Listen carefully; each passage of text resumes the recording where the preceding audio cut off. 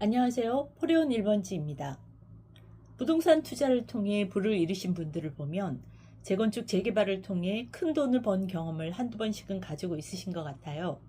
그만큼 투자 수익률이 크기 때문에 많은 분들이 재개발 재건축에 관심을 갖고 계시는데요.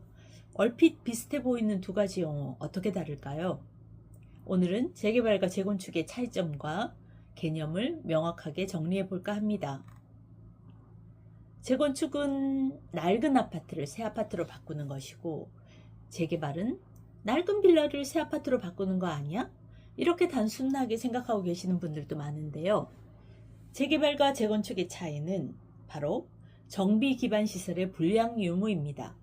정비 기반 시설이란 도시 생활에 편리함을 주는 도로나 주차장, 광장이나 공원 등의 녹지 시설, 문화체육 시설 등 생활의 편의를 위한 다양한 시설을 말하는데요. 둘 다 열악한 주거 환경을 개선한다는 목적은 같지만 재건축은 정비 기반 시설이 양호한 지역을, 그리고 재개발은 정비 기반 시설이 열악한 지역에서 시행되는 사업이라고 보시면 됩니다. 법에서 말하는 주택 재건축 사업의 정의를 볼게요. 주택 재건축 사업이란 정비 기반 시설은 양호하나 노후 불량 건축물이 밀접한 지역에서 주거 환경을 개선하기 위해서 시행하는 사업입니다. 재건축 사업은 꼭 아파트만을 대상으로 하는 것은 아니에요. 정비 기반 시설은 잘 갖춰져 있는데 단지 건물만 노후화된 경우가 주로 아파트 단지에 많기 때문에 아파트가 대부분 대상이 되는 것이죠. 재건축에는 공동주택 재건축 외에 단독주택 재건축 사업도 있습니다. 예를 들면 대표적인 단독주택 재건축 사업지로 서울시 서초구 방배동을 들 수 있는데요. 전통 부촌이고 정비 기반 시설이 잘 갖춰진 동네죠. 도로폭도 넓고 공원도 조성되어 있고 주변 환경이 아주 쾌적합니다.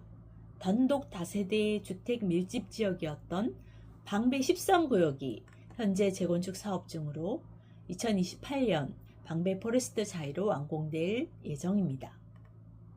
그럼 재개발 사업이란 무엇일까요? 주택 재개발 사업이란 정비 기반 시설이 열악하고 노후 불량 건축물이 밀접한 지역에서 주거 환경을 개선하기 위해서 시행하는 사업입니다. 재개발은 재건축과의 가장 큰 차이가 정비 기반 시설이 열악한 지역에서 이루어진다는 것입니다. 건물만 낡은 것이 아니라 정비 기반 시설이 열악해서 살기 불편한 지역이 바로 재개발 대상이 됩니다. 쉽게 말하면 건물이 낡아서 위험하고 집과 집 사이의 길이 너무 좁아서 소방차나 응급차가 지나가기 어렵고 침수 같은 재해가 자주 발생해서 살기 어려운 지역을 떠올리시면 됩니다. 정비 기반 시설이 열악하다는 것은 정비 사업을 진행할 때 새로 만들어야 할 시설이 많다는 의미입니다. 이런 경우 이런 시설을 짓는데 많은 땅이 할애되어야 하겠죠. 이렇게 지어진 정비 기반 시설은 개인 소유가 될 수 없기 때문에 지자체가 가져갑니다. 하지만 그 땅은 조합원들이 다 나눠서 내야 해요. 이것을 기부 체납이라고 합니다. 재건축 사업은 정비 기반 시설이 잘 갖춰져 있으므로 기부 체납해야 하는 부지가 재개발보다 적습니다. 반면에 재개발은 기부 체납 부지가 많아질 수밖에 없는 구조예요. 기부 체납 비율이 낮다는 건 바로 개발 이익이 커진다는 의미죠. 도로나 녹지 같은 걸로 기부해야 할 땅이 적다는 뜻이니 그만큼 아파트 지을 수 있는 면적도 많아진다는 의미죠. 지을 수 있는 세대가 많아지니 조합원에게 분양하고 남은 일반 분양 물량도 많아지고 따라서 재건축 사업의 개발 이익이 커집니다.